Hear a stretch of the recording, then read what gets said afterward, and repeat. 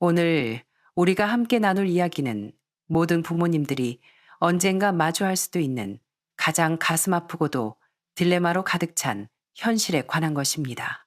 상상해 보십시오. 평생을 바쳐 알뜰살뜰 모아온 여러분의 노후 자금, 그 피 같은 돈이 있습니다. 그런데 어느 날 눈에 넣어도 아프지 않을 손자가 갑자기 중병에 걸려 수술비 5천만 원이 당장 필요하다고 합니다. 며느리는 피눈물을 흘리며 동네 사람들이 다 지켜보는 앞에서 무릎까지 꿇고 제발 아이를 살려달라고 애원합니다. 여러분이라면 어떻게 하시겠습니까? 아마 대다수의 분들은 집을 팔고 솥을 팔아서라도 아이는 살려야지 라고 답하실 겁니다. 하지만 오늘 이야기의 주인공, 70살의 할머니는 대중의 시선이 집중된 그 순간 무릎 꿇은 며느리와 아픈 손자를 내려다보며 차가운 목소리로 딱 한마디를 던졌습니다. 난 못 준다. 이것은 과연 인간성의 상실일까요? 아니면 도덕의 몰락일까요?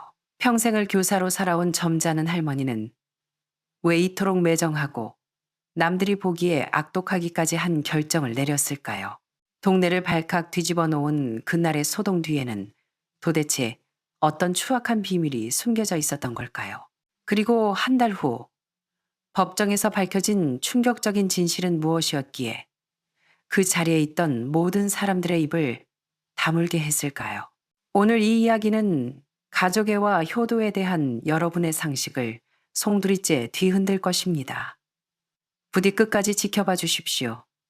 결말은 여러분의 예상을 완전히 뒤엎을 것입니다. 제 이름은 김영자, 올해로 70이 되었습니다. 정년 퇴직 전까지는 초등학교 교단에 섰습니다. 은퇴 후 저의 하루는 고요하고 충만했습니다. 아침 일찍 일어나 따뜻한 밥과 된장국으로 간단히 요기를 하고 책을 읽거나 흘러간 옛 노래를 들으며 저만의 평화를 즐기곤 했습니다. 오늘 아침 서울의 햇살은 창문을 넘어 거실 깊숙이 들어와 식탁 위를 비추고 있었습니다. 그 햇살이 어찌나 부드러운지 이 고요를 깨트리고 싶지 않을 정도였지요.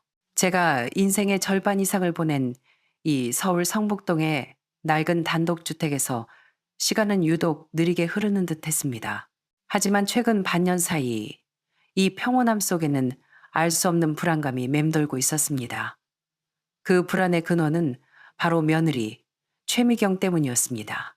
미경이는 본래 알뜰하고 검소한 아이였습니다. 그런데 언제부턴가 그녀는 딴 사람이 된 것 같았습니다. 백화점 세일 코너에서 산 시계를 차던 손목에는 잡지에서나 보던 수천만 원을 호가하는 명품 시계가 채워져 있었습니다. 집에 올 때 들고 오던 실용적인 에코백은 한두 달마다 바뀌는 로고가 선명한 명품 가죽 가방으로 변해 있었죠. 지난달 손자 지훈이의 생일날 가족들이 모여 밥을 먹을 때였습니다. 미경이는 세련된 재단이 돋보이는 원피스를 입고 있었고 목에는 자잘한 다이아몬드가 박힌 목걸이가 조명 아래서 비싸고 영롱한 빛을 뿜어내고 있었습니다. 제가 무심코 칭찬을 건넸습니다. 아가, 그 목걸이 참 예쁘구나. 그녀는 무의식적으로 목걸이를 감싸 쥐더니 얼굴에 스치는 당황함을 애써 감추며 웃었습니다. 어머님, 잘못 보셨어요. 이거 비싼 거 아니에요. 친구가 선물해준 이미테이션, 그냥 가짜예요. 재미로 차고 다니는 거죠. 하지만 그 광택, 그 정교한 세공. 제가 70년을 살았습니다. 진짜와 가짜 정도는 구분할 눈이 있지요. 그녀는 왜 거짓말을 했을까요? 옆에 있던 아들 박민호는 그저 묵묵히 밥만 퍼먹고 있었습니다. 한마디도 거들지 않았죠. 저는 아들의 미간이 줄곧 찌푸려져 있다는 걸 눈치챘습니다. 젊은 시절엔 본 적 없는 깊은 피로와 근심이 그의 얼굴을 뒤덮고 있었습니다. 더 의심스러운 건 미경이가 은근슬쩍 제 재산 상태를 떠보기 시작했다는 점입니다. 때로는 아무렇지 않은 척 물었습니다. 어머님, 이 집 시세가 요새 장난 아니라던데요? 재개발되면 아파트 두 채는 받으신다면서요? 또 어떤 날은 한숨을 푹 쉬며 말했죠. 아, 요즘 애 키우는 게 돈 먹는 하마예요. 지훈이 영어 유치원 하나만 보내도 100만 원이 우스워요. 어머님은 참 부러우세요. 은퇴하시고 월세 나오는 상가도 있으시니 노후 걱정 없으시잖아요. 말끝마다 돈, 돈, 돈이었습니다. 마음속에서 경보음이 울렸지만 그래도 가족이니 그저 살림이 팍팍해서 그러려니 하고 넘겼습니다. 제가 모르는 척하면 이 불안감도 물결처럼 잔잔해지리라 믿었습니다. 하지만 그 믿음은 어느 수요일 아침 걸려온 전화 한 통으로 산산조각 났습니다.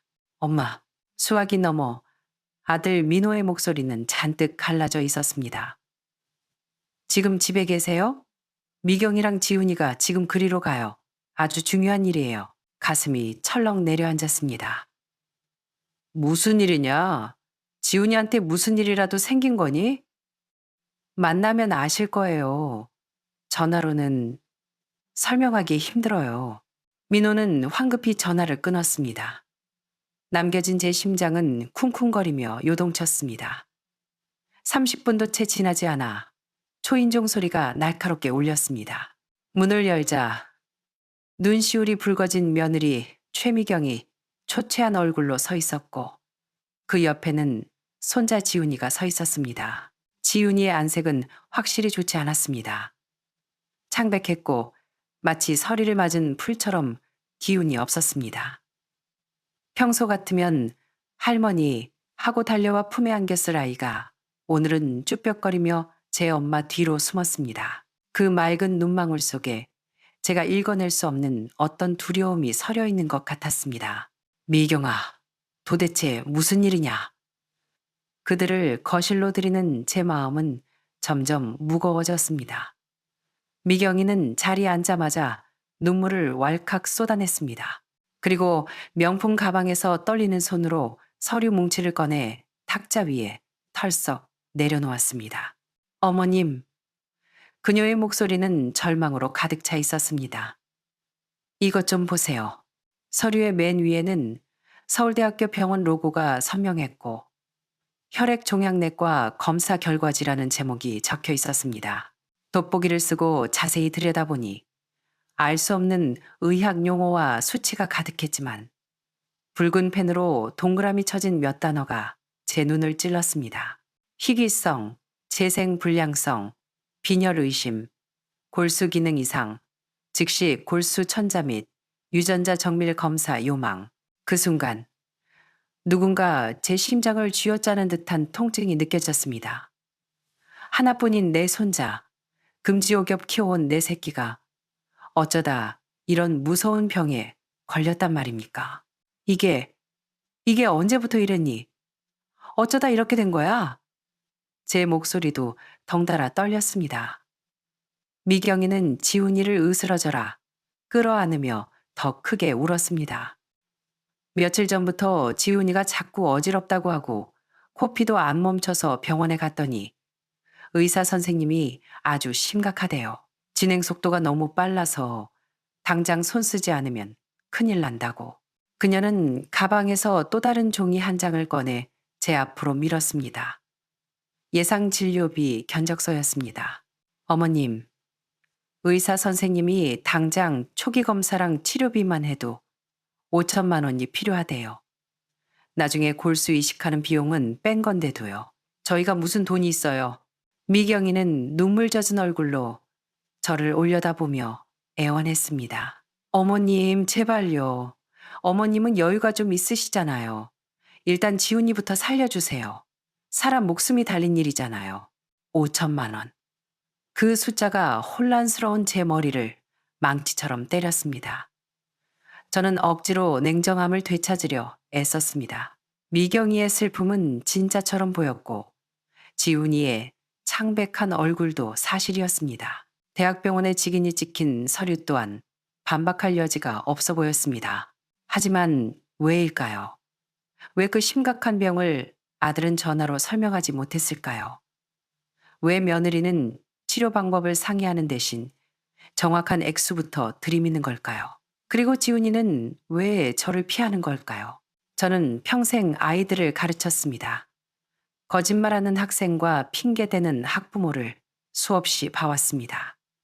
이 비극적인 장면 어딘가에서 연출된 듯한 위화감이 느껴졌습니다. 심장은 찢어질 듯 아팠지만 이성의 끈이 뇌리 깊은 곳에서 희미한 경고등을 켰습니다. 저는 깊은 숨을 내쉬며 감정을 눌렀습니다. 미경아, 지훈이 아픈 거 내가 누구보다 가슴 아프다. 하지만 그렇기 때문에 더 확실히 해야 해. 이렇게 큰 돈이 드는 일인데 이 검사 결과지 말이다. 내 친구 중에 의사가 있지 않니?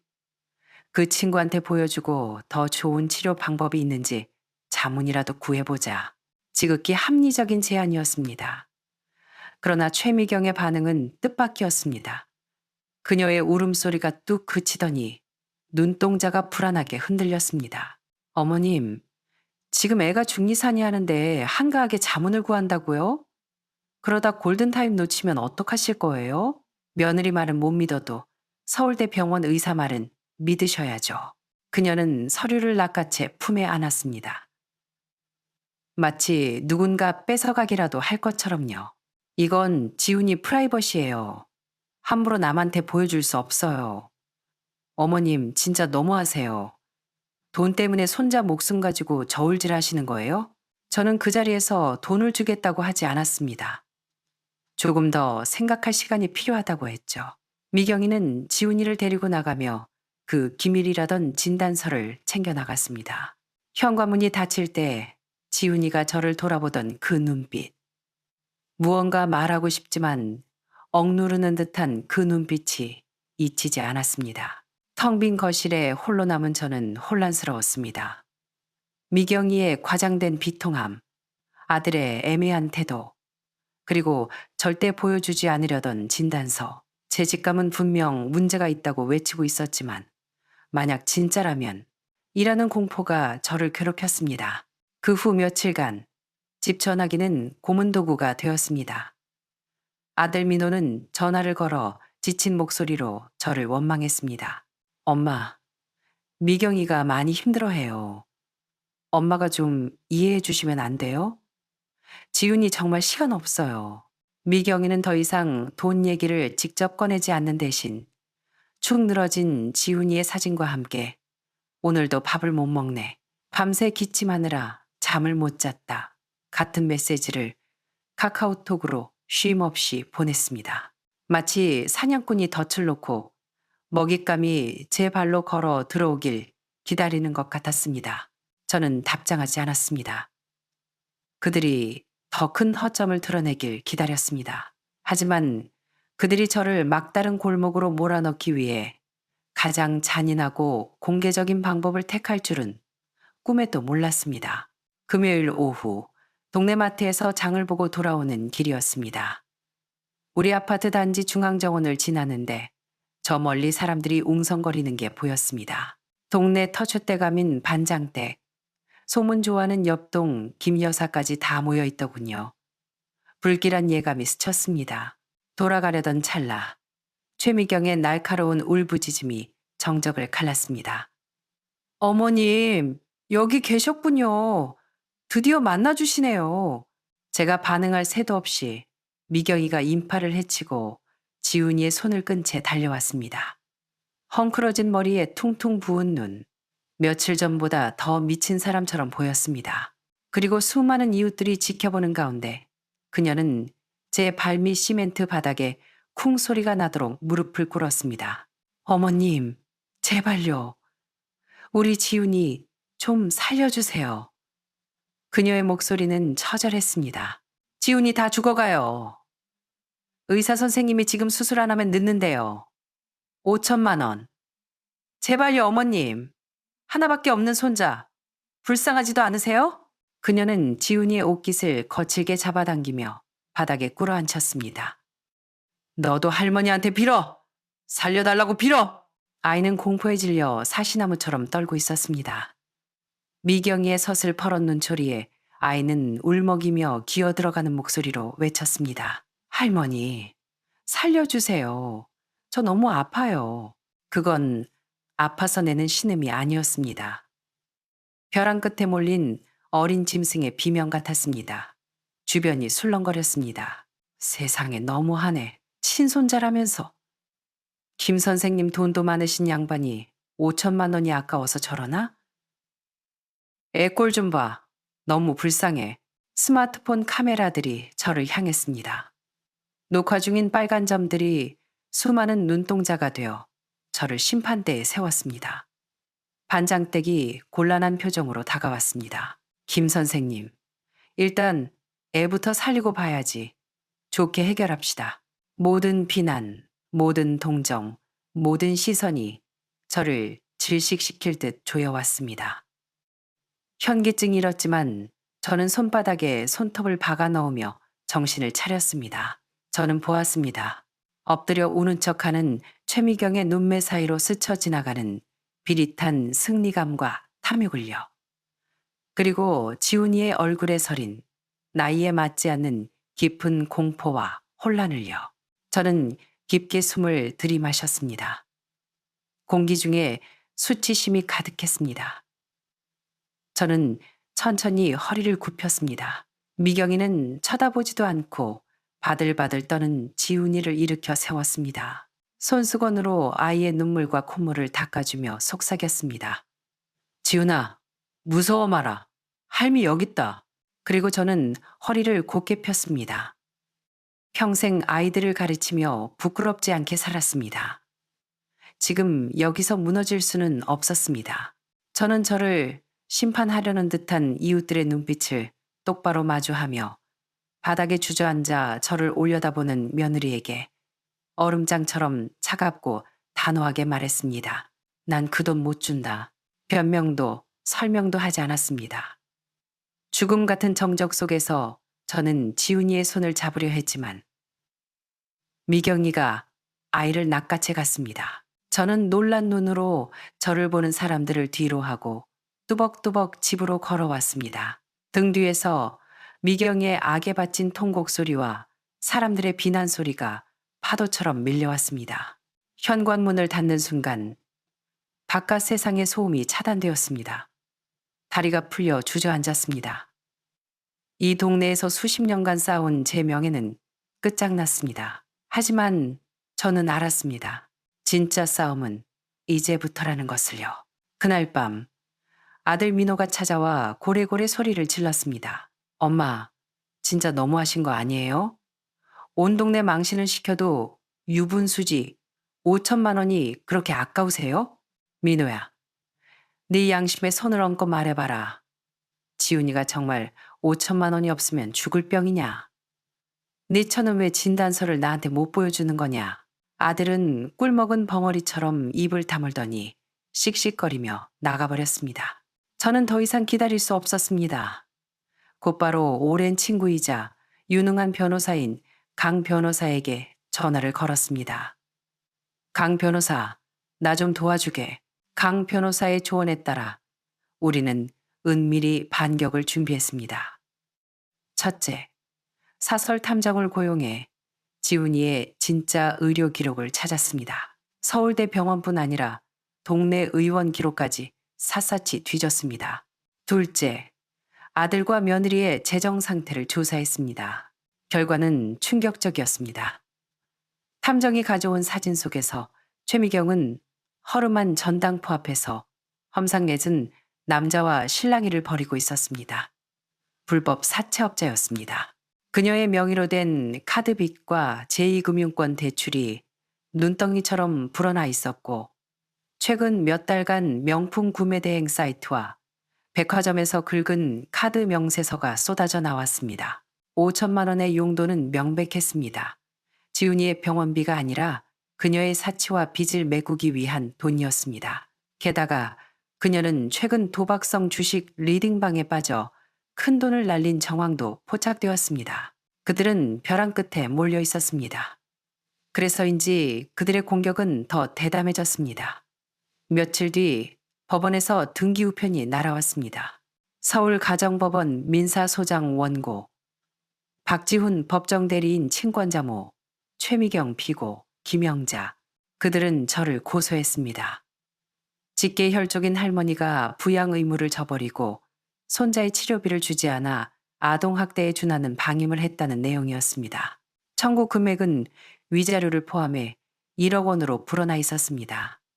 심지어 제 소유의 상가 건물에 가압류 신청까지 해두었더군요. 재산을 빼돌리지 못하게 하겠다는 심산이었습니다. 기가 막혀 말이 안 나왔지만 강 변호사는 오히려 웃었습니다. 잘 됐습니다, 영자 씨. 그들이 제 무덤을 팠네요. 법정이야말로 모든 증거를 까발릴 수 있는 최고의 무대니까요. 언론은 신이 났습니다. 수백억 자산가 할머니, 손자, 수술비 거부, 현대판 고려장 역전, 비정한 모정 같은 자극적인 기사가 쏟아졌습니다. 저는 침묵했습니다.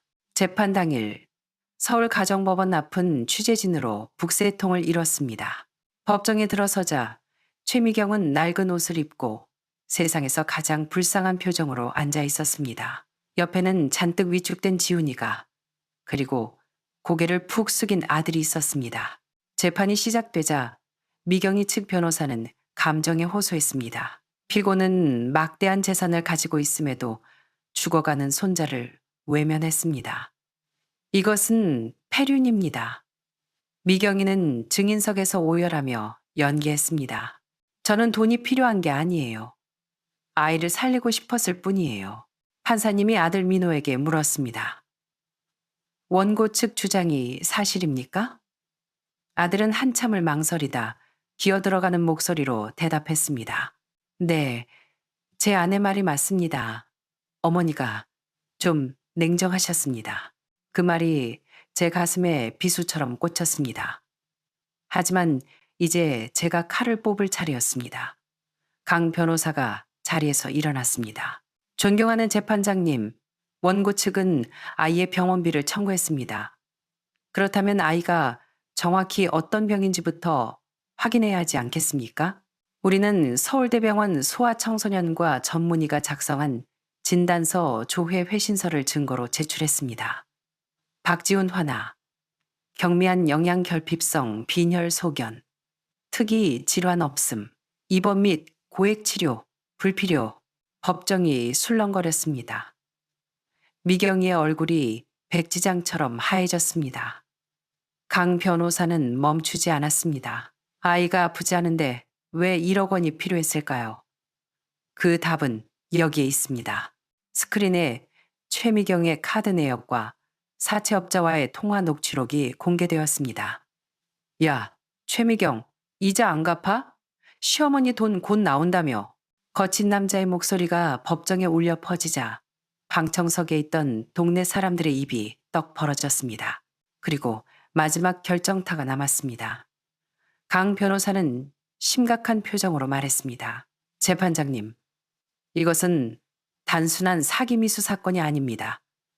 명백한 아동 학대 사건입니다. 피해 아동의 진술을 듣고 싶습니다. 아동 심리 전문가와 함께 지훈이가 증언대에 섰습니다. 판사님이 부드럽게 물었습니다. 지훈아, 솔직하게 말해도 된단다. 정말 많이 아프니? 지훈이는 눈물이 그렁그렁한 눈으로 저를 한번 보고 미친 듯이 떨고 있는 엄마를 보았습니다. 그리고 용기를 냈습니다. 아니요, 안 아파요. 아이는 울먹이며 말을 이었습니다. 엄마가 할머니한테 돈 안 받아오면 우리 집 망한다고. 할머니가 나쁜 사람이라고 하라고 시켰어요. 그리고 지훈이는 소매를 걷어 올렸습니다. 가느다란 팔뚝에 시퍼런 멍 자국들이 선명했습니다. 꼬집 핀 자국, 옷걸이로 맞은 자국들. 엄마가 연기 못한다고 때렸어요. 아빠도 그냥 시키는 대로 하라고. 법정은 충격과 분노로 뒤덮였습니다. 방청석에서 어머, 세상에 하는 비명이 터져 나왔습니다. 지훈이는 울면서 증언대에서 내려와 저에게 달려왔습니다. 할머니, 죄송해요. 거짓말해서 죄송해요. 저는 아이를 끌어안고 함께 울었습니다. 최미경은 괴성을 지르며 주저앉았고 아들 민호는 두 손으로 얼굴을 감싸 쥐었습니다. 결과는 명백했습니다. 최미경은 사기 미수, 무고, 아동복지법 위반 아동학대 혐의로 구속되어 징역 3년을 선고받았습니다. 아들 민호는 방조 혐의로 집행유예와 사회봉사 명령을 받았고 친권은 박탈되었습니다. 법원은 저를 지훈이의 미성년 후견인으로 지정했습니다. 언론의 태도는 하루아침에 바뀌었습니다. 반전 드라마, 헌신적인 할머니의 승리, 도박빚 때문에 아들 이용한 비정한 엄마 같은 기사가 도배되었습니다. 동네 사람들은 과일 바구니를 들고 찾아와 사과했지만 저는 담담히 차 한 잔 대접하고 보냈습니다. 지훈이는 이제 저와 함께 삽니다. 처음엔 악몽을 꾸고 불안해했지만 심리치료와 미술치료를 받으며 점차 밝아졌습니다. 저는 제 전 재산을 신탁에 맡겼습니다. 지훈이가 성인이 되어 올바르게 자랐을 때만 상속받을 수 있도록 안전장치를 걸어두었죠. 어느 화창한 주말 공원 벤치에 앉아 있는데 지훈이가 제 손을 잡으며 말했습니다. 할머니, 그때 법원에서 저 진짜 무서웠어요. 뭐가 무서웠어? 엄마가? 아이는 고개를 저었습니다. 아니요. 할머니가 저를 미워하게 될까 봐요. 제가 거짓말쟁이라서 할머니도 저를 버릴까 봐 그게 제일 무서웠어요. 그런데 절 포기하지 않아 주셔서 고마워요. 저는 아이를 꼭 안아주었습니다. 제가 지켜낸 것은 돈도 명예도 아니었습니다. 바로 이 아이, 세상에 대한 믿음을 잃을 뻔했던 제 손자의 미래였습니다. 여러분, 오늘의 이야기는 여기까지입니다. 진실은 언제나 승리하지만 그 과정은 이토록 고통스럽습니다. 돈보다 귀한 것은 혈육의 정이라지만 때로는 그 혈육이 돈 때문에 괴물이 되기도 합니다. 만약 여러분이 김영자 할머니였다면 그 쏟아지는 비난 속에서 아니다 라고 말할 용기가 있으셨을까요? 여러분의 생각은 어떠신가요? 댓글로 여러분의 진솔한 의견을 들려주세요.